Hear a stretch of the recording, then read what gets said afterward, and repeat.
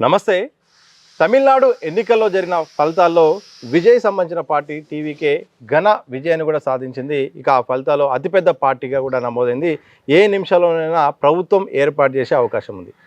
సినీ నటుడు విజయ్ కావడంతో ఆటోమేటిక్గా ఇక కొంతమంది సినీ నటుల పేర్లు కూడా బయటకు వస్తున్నాయి. ప్రధానంగా పవన్ కళ్యాణ్ పైన ట్రోలింగ్ విపరీతంగా సోషల్ మీడియా జరుగుతుంది. 2 ఏళ్ల పార్టీ పెట్టిన విజయ్ ఇప్పుడు సొంతంగా ప్రభుత్వాన్ని ఏర్పాటు చేస్తుంటే పవన్ కళ్యాణ్ మాత్రం ఇంకా పొత్తుల్లో ఉన్నాడు. అలాగే పూర్తి స్థాయిలో పార్టీని బలోపేతం చేయట్లేదని కూడా రకరకాల వాదనలు వినిపిస్తున్నాయి. నిజంగా నటుడు విజయ్తో పవన్ను పోల్చడం సరైందేనా? జరుగుతున్న ప్రచారంలో నిజమెంత, వాస్తవ పరిస్థితులు ఏందో తెలుసుకునే ప్రయత్నం చేద్దాం. మనతో పాటు ప్రొఫెసర్ గోల రమేష్ గారు ఉన్నారు, పొలిటికల్ అనలిస్ట్.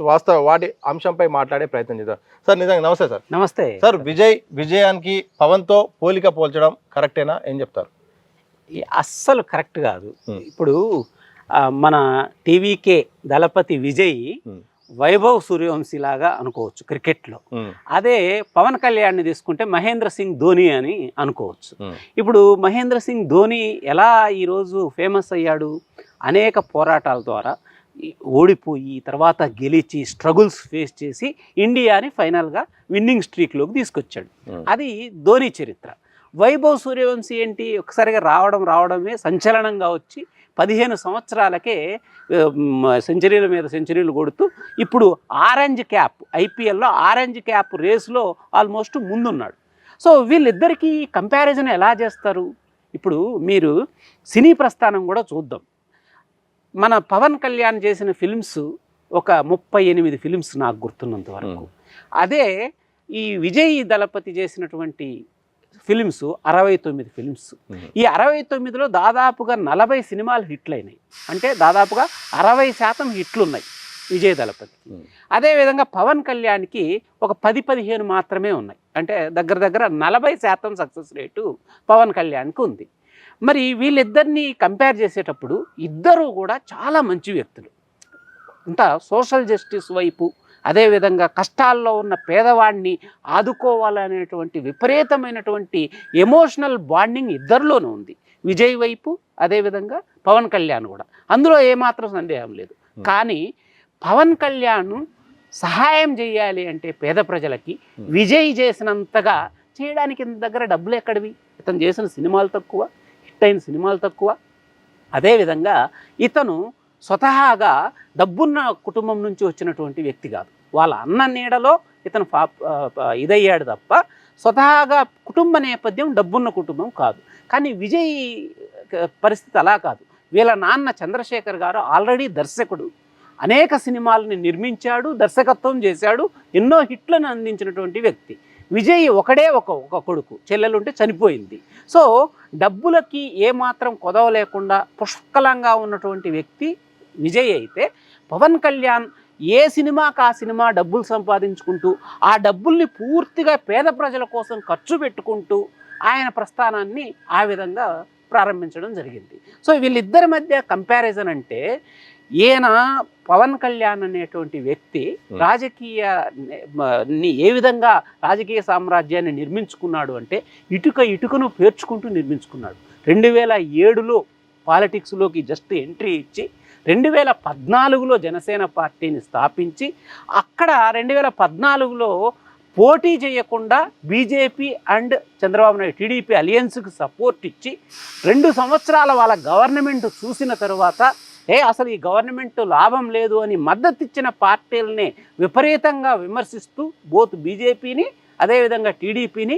మీరు 2016లో తీసుకుంటే ఆ శ్రీకాకుళంలో ఉద్దావ్ కిడ్నీ కేసు, చాలామంది కిడ్నీ పేషెంట్లు అక్కడ తయారవుతూ వాళ్ళకి సరైనటువంటి ఫెసిలిటీస్ లేక ఎందుకు వాళ్ళకి ఆ విధంగా కిడ్నీలు దెబ్బతింటున్నాయో తెలియకపోతే ఈయన వెళ్ళి అక్కడ స్ట్రగుల్ చేసి ఒక యాక్టివిస్ట్ లాగా. విజయ్ ఏంటి, activist, actor turned politician. Actor నుంచి రాజకీయ నాయకుడిగా వచ్చాడు. ఈయన అలా కాదు, యాక్టర్ నుంచి డైరెక్ట్ రాజకీయ నాయకుడిగా రాలే Pawan Kalyan. Actor turned activist turned politician. అంటే యాక్టర్గా వచ్చి యాక్టివిస్ట్, ఒక పోరాట యోధుడిలాగా ఆయన మలుచుకొని ఆ తర్వాత రాజకీయ ప్రస్థానం మొదలుపెట్టాడు. సో వీళ్ళిద్దరికీ అసలు కంపారిజనే లేదు. ఆ శ్రీకాకుళం ఇది పోరాటం కానీ, అదేవిధంగా మీరు ఈ కోస్తాంధ్ర అదేవిధంగా రాయలసీమలో రైతుల సమస్యల మీద, వాళ్ళు కరువు తీవ్రత వల్ల వాళ్ళు నష్టపోతున్నటువంటి ఆ కష్టాల మీద, అదేవిధంగా ఈ మినిమం సపోర్ట్ ప్రైస్ ఎంఎస్పి మీద అనేక పోరాటాలు చేశాడు, రైతులకు మద్దతుగా నిలిచాడు. అదేవిధంగా ఈ పోలవరంలో అనేక మంది, కొన్ని లక్షల మంది ట్రైబల్స్ ల్యాండ్లెస్గా, అంటే వాళ్ళ భూములు లాగేసుకొని వాళ్ళకి సరైనటువంటి నిర్వాసితులకు ఇవ్వాల్సినటువంటి సరైనటువంటి బెనిఫిట్స్ ఇవ్వకపోతే వాళ్ళ తరపున గొంతెత్తడము, అదేవిధంగా అమరావతిలో రైతులు 33,000 ఎకరాలు ఇచ్చేస్తే వాళ్ళకి న్యాయం జరగట్లేదని చెప్పి వాళ్ళకి బాసటగా నిలిచి పోరాటాలు చేయడము, ఆ తర్వాత జగన్మోహన్ రెడ్డి గవర్నమెంట్ వచ్చిన తర్వాత కూడా దాన్ని ఆ విధంగా కంటిన్యూ చేసుకుంటూ ఒక పోరాట యోధుడిలాగా యాక్టివిస్టుగా ఉంటూ రాజకీయ ప్రస్థానంలోకి వచ్చాడు పవన్ కళ్యాణ్.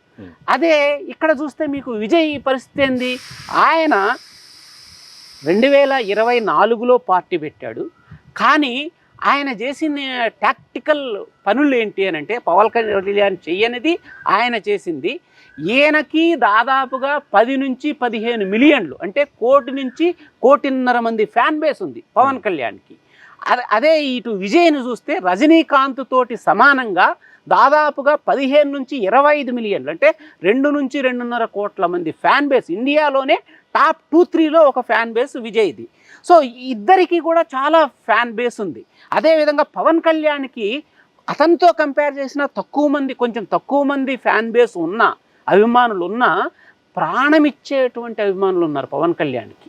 ఈగ వాలినా సహించినటువంటి హార్డ్ కోర్ ఫ్యాన్స్ ఉన్నారు పవన్ కళ్యాణ్కి.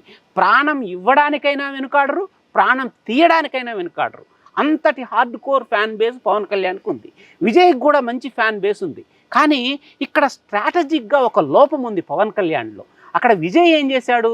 ఆయన ఫ్యాన్ క్లబ్స్ అన్నిటినీ కలిపి దాదాపుగా 85,000 ఫ్యాన్ క్లబ్స్ని రిజిస్టర్ చేయించాడు. రిజిస్టర్డ్ అంటే స్ట్రక్చర్డ్ నెట్వర్క్ని డెవలప్ చేశాడు. అదేవిధంగా విఎంఐ అని ఒక ఎన్జిఓని స్టార్ట్ చేశాడు.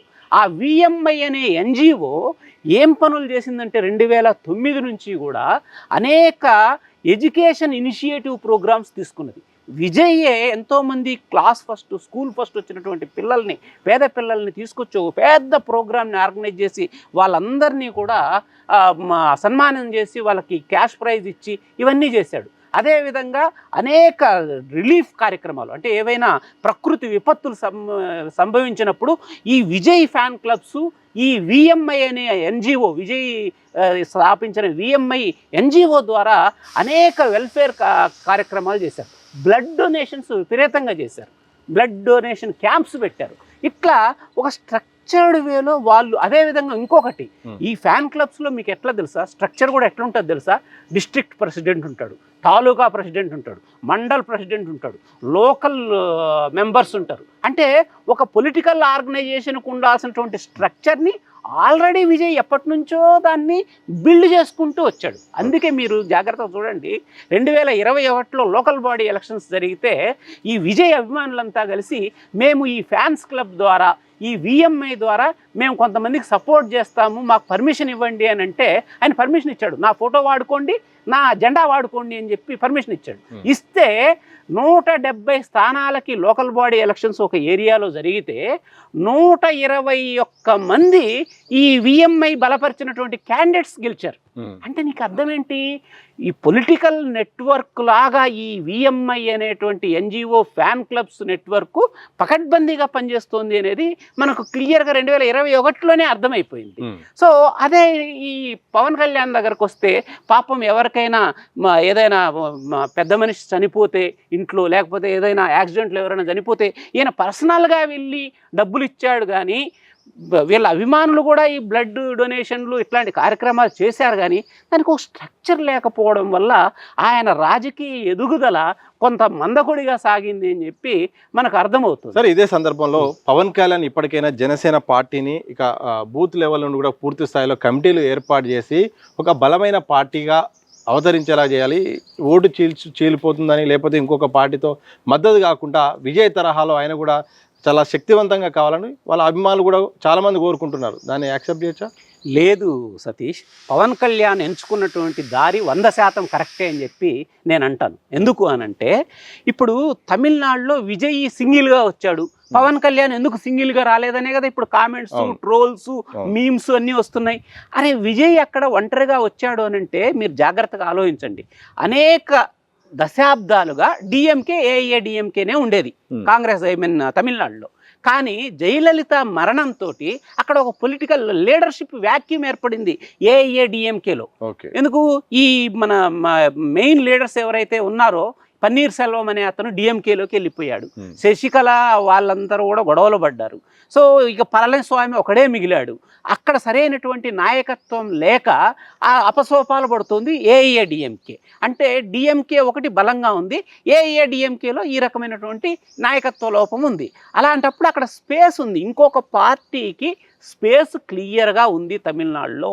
అదేవిధంగా ప్రతి 5 సంవత్సరాలకు ఒకసారి గవర్నమెంట్ని మార్చే సంస్కృతి తమిళనాడులో ఉంది. ఒక 2011, 2016లో మాత్రమే జయలలిత గవర్నమెంట్ 2 సార్లు వచ్చింది తప్ప మీరు 1960ల నుంచి చూసుకున్నా సరే మీకు ఎక్కడా కూడా ఒకసారి గెలిచిన పార్టీ ఇంకోసారి గెలవదు తమిళనాడులో. సో ఆ విధంగా గవర్నమెంట్ని మార్చే సంస్కృతి ఉన్నటువంటి తమిళనాడులో సెకండ్ ఆల్టర్నేటివ్ ఏది అని అంటే ఏఐఏడిఎంకే కనిపించకుండా పోయింది నాయకత్వ లోపం వల్ల. సో దానివల్ల అదేవిధంగా బీజేపీ సపోర్ట్ తోటి అలియన్స్ పెట్టుకోవడం వల్ల స్వతహాగా ద్రవిడియన్ ఐడియాలజీ, స్వాభిమానం ఎక్కువ ఉన్నటువంటి తమిళ ప్రజలు ఏఐఏడిఎంకేని వాళ్ళు ఆమోదించే పరిస్థితి లేదు.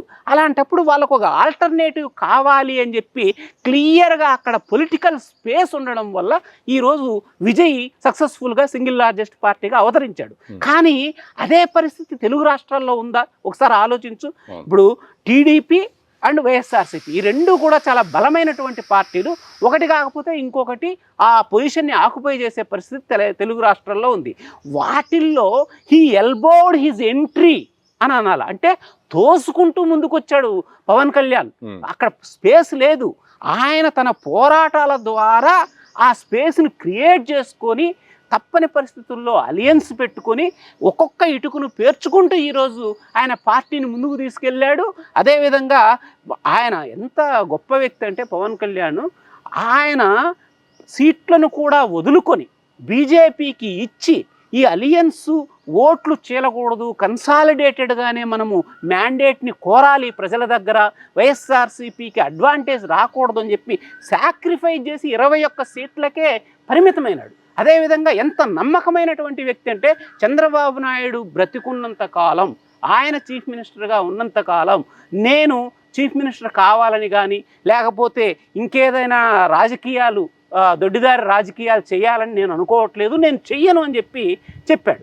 సో అంతటి నిజాయితీ నిబద్ధత కలిగినటువంటి పవన్ కళ్యాణ్ని విజయ్తో పోల్చడం అనేది కరెక్ట్ కాదు అనేది నా అభిప్రాయం Satish. Thank you very much. అది ఇంకొకటి కూడా ఉంది, ఇంకొక ఇంపార్టెంట్ విషయం చెప్పాలా మీకు. ప్రజారాజ్యం పార్టీ వల్ల పవన్ కళ్యాణ్కి ఒక రకంగా అది మైనస్ అయింది. ఎందుకంటే ప్రజారాజ్యం పార్టీ 2008లో స్థాపించి 16% ఓట్లతోటి 22 సీట్లు గెలిచింది. వెంటనే 2011లో దాన్ని చాప చుట్టేసి కాంగ్రెస్లో విలీనం చేసేసి ఈ చిరంజీవి సెంట్రల్ మినిస్టర్ అయిపోయాడు. అప్పుడు ఈ సీట్లను కూడా అమ్ముకున్నాడు అల్లు అరవింద్ అనేది చాలా పెద్ద డిస్కషన్లో కూడా వచ్చినటువంటి వాస్తవం. దానివల్ల ఆల్రెడీ తెలుగు ప్రజలు ఈ సినీ యాక్టర్ల యొక్క రాజకీయ ప్రస్థానం మీద చాలా నిరుత్సాహంతో ఉన్నారు చిరంజీవి చేసినటువంటి నిర్వాకం వల్ల. ఆటోమేటిక్గా చిరంజీవి తమ్ముడు అవ్వడం వల్ల పవన్ కళ్యాణ్ మీద కూడా తమిళనాడులో లాగా వేలం వెర్రిగా సినిమా నాయకుల్ని రాజకీయాల్లోకి ఆహ్వానించేటువంటి సాంప్రదాయం, ఆ క్రేజ్ తెలుగు రాష్ట్రాల్లో చిరంజీవి వల్ల తగ్గిపోయింది. అలాంటి పరిస్థితిని కూడా అధిగమించి ఈరోజు ఈయన ఆ విధంగా రాజకీయ ప్రస్థానంలో ముందుకు దూసుకెళ్తున్నాడు అని అంటే పవన్ కళ్యాణ్ నిజంగా ఆయన యొక్క స్ట్రగుల్స్ నుంచే, ఆయన యొక్క పోరాటం నుంచే ఈ స్టేజ్కి వచ్చాడు తప్ప ఆయన విజయ్ లాగా ఏదో ఇక్కడికి వచ్చేసి ఒక్కసారిగా నేను సింగిల్ లార్జెస్ట్ పార్టీ లాగా చీఫ్ మినిస్టర్ అయిపోలేదు, ఈయన వేస్టు, ఆయన గ్రేటు అనేటువంటి కంపారిజన్ కరెక్ట్ కానే కాదు. ఇది పవన్ కళ్యాణ్ ఉన్నది డెఫినెట్గా ఒక స్టాండర్డ్, ఒక పునాది పడిపోయింది. ఇది ఎన్ని సంవత్సరాలైనా ఎంతకాలమైనా ఉంటుంది ఈ పార్టీ. దీనికి ఒక సిగ్నిఫికెన్స్ ఉంది, దీనికి ఎగ్జిస్టెన్స్ ఉంటుంది. కానీ టీవీకే విజయ్ పార్టీ ఉంటుందా లేదా అనేది మనం చెప్పలేం. ఇది అర్లీ ప్రిడిక్షన్ అవుతుంది. అది భవిష్యత్తులో నిలదొక్కుంటుందా నిలదొక్కోలేదా అనేది చెప్పలేం. కానీ ఇదైతే 100% నిలదొక్కుంటుంది. ఎందుకు? పోరాటాల ద్వారా ఫౌండేషన్ పెట్టుకొని వచ్చిన పార్టీ కాబట్టి డెఫినెట్గా నాకు తెలిసి Pawan Kalyan is great activist turned politician ఈ సినిమా యాక్టర్ కంటే అనేది నా అభిప్రాయం సతీష్. Thank you sir. ఇది మొత్తంగా తమిళనాడులో విజయం సాధించినంత మాత్రాన విజయ్కి అలాగే పవన్ కళ్యాణ్కు పోలిక అనేది సరైనది కాదు. ఇక్కడున్న పరిస్థితుల మేరకు ఆయన నిర్ణయాలు తీసుకున్నారు. ఈరోజు ప్రభుత్వంలో కూడా చాలా చక్కగా అక్కడ డిప్యూటీ సీఎంగా కొనసాగుతున్నారు. కానీ విజయ్ వచ్చిన సందర్భం వేరు, తమిళనాడు రాజకీయాలు వేరు. అక్కడ వ్యాక్యూమ్ ఉంది, ఆ వ్యాక్యూమ్లో భాగంగా ఆయన వచ్చాడు. అలాగే ఒక స్ట్రక్చర్డ్ నెట్వర్క్ ద్వారా ఆయన ముందుకెళ్ళారు. ఇక్కడ పవన్ కళ్యాణ్ అయితే మాత్రం నేరుగా ఆయన సాయం చేసుకుంటూ ఇంత నెట్వర్క్ను బిల్డ్ చేసుకోకపోవడం వల్ల కూడా పూర్తి స్థాయిలో అధికారంలోకి రాకపోవచ్చు. కానీ పవన్ కళ్యాణ్ వ్యక్తిత్వం వేరు, ఆయన విధానాలు వేరు, ఆయన ఆలోచన విధానం వేరు. కానీ విజయ్తో పోల్చడం సరైనది కాదు, ఇది ఎంత మాత్రం సరైనది కాదు. పవన్ కళ్యాణ్ తప్పకుండా భవిష్యత్తులో ఇంకా అద్భుతమైన రాజకీయాలు చేస్తాడు. అలాగే ఆయన పార్టీ కూడా నిర్మాణాత్మకంగా ఉంది కాబట్టి ఎన్ని సంవత్సరాలైనా కానీ ఆ పార్టీ కొనసాగుతుంది. సో తమిళనాడులో విజయ్ సాధించిన విజయాన్ని అందరూ ఒప్పుకోవాల్సిందే. కానీ ఇదే సందర్భంలో పవన్ కళ్యాణ్తో పాటు ఇంకొకరితో పోల్చడం అయితే మాత్రం సరైనది కాదని కూడా ప్రొఫెసర్ గోలా రమేష్ గారు వారి విశ్లేషణ ద్వారా చెప్పే ప్రయత్నం చేశారు. చూస్తూనే ఉండండి దిశ టీవీ.